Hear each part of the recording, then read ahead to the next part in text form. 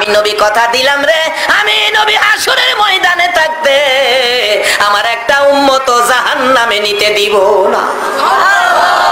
এই দরদি নবীর পক্ষে থাকতে আপনারা রাজি আছেন কিনা?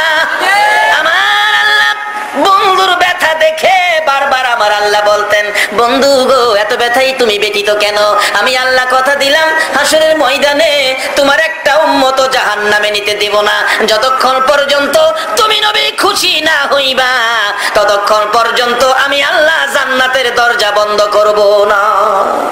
আমার নবী তখন চোখের পানিগুলো জর্জর করে ছেড়ে দিলেন, প্রভু গো আমাকে খুশি করার জন্য জান্নাতের দরজা খুলে রাখবেন। হ্যাঁ বন্ধু কথা দিলাম, আমাকে যদি খুশি করার জন্য এত কিছু করতে পারেন, আমি একটা দাবি করি, এই দাবিটা আপনি পুরা করেন। কি দাবি বন্ধু?